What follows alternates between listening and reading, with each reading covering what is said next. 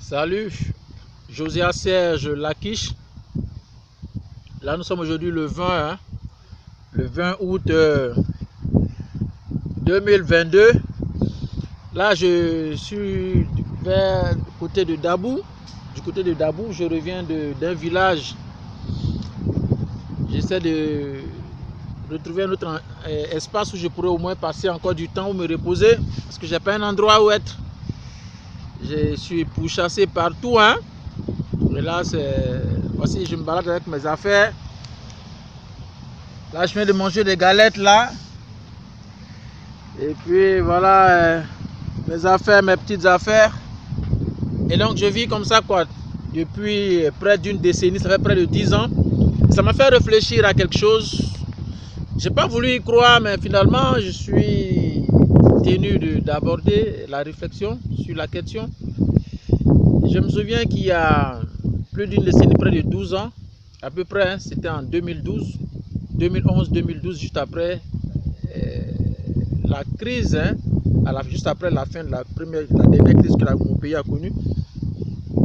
Quelqu'un a approché ma fille aînée pendant que nous étions à l'intérieur de la Côte d'Ivoire, dans une ville de l'intérieur de la Côte d'Ivoire, et lui a dit que ton père, il va voir avec moi. Que moi, je me nomme Satan. En fait, j'ai dit n'importe quoi, c'est ce que ma fille m'a dit. Je me suis dit que c'était une plaisanterie, c'est quelqu'un qui se cache derrière pour faire n'importe quoi. Et qu'il va tout perdre. Je vais tout lui arracher et je vais le laisser dans la misère. Moi, c'était étonnant, je pensais que c'était de la plaisanterie, que quelqu'un disait des choses comme ça pour m'embêter, pour m'effrayer, surtout que la situation du pays était un peu difficile.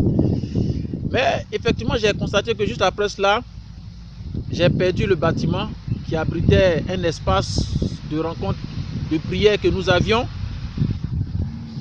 Et puis, une année après, pour un même problème de terrain, de famille, je me suis retrouvé en prison.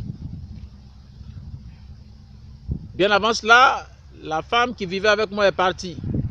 Je commençais à effectivement perdre tout, un à un. J'avais plus les moyens donc d'assurer le loyer de la maison où j'étais avec mes deux filles quand madame est partie. Et donc j'étais obligé de revenir sur Abidjan. Et là j'ai eu un autre souci de terrain avec les questions de terrain de famille. Je me suis retrouvé en prison. J'y ai passé un an. Sorti de prison, j'avais même plus les moyens de m'occuper de mes filles. Et donc elles m'ont été prises. Chacune est allée un peu de son côté pour essayer de survivre. Parce que moi-même je tenais pas. J'arrivais pas à joindre les deux bouts. Alors je continuais. Et pendant que j'étais en prison, quelqu'un m'a approché. Non de moi, une personnalité, et qui m'a dit une chose. Je vais te débaucher. Je me suis dit, bon, ce qu'il a dit là est lourd de sens, mais peut-être qu'il veut dire la bonne chose. Je vais te débaucher et te donner un embauche. Alors ma question c'était quoi? Débauche ou embauche?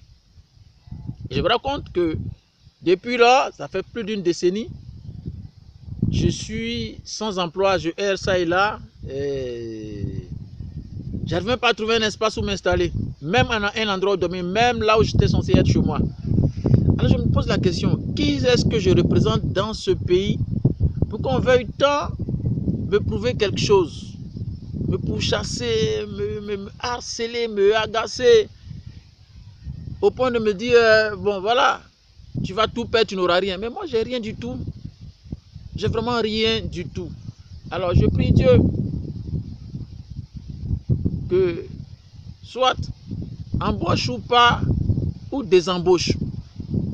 Parce que l'oisiveté, on le dit, est la mère de tous les vices. J'aimerais pas tomber dans des vices contre nature, c'est-à-dire qui dépeignent, qui déteignent ma foi. Alors, la question, c'est quoi? Qu'est-ce qu'il y a? Je pose la question au Seigneur, je m'interroge. C'est de la plaisanterie.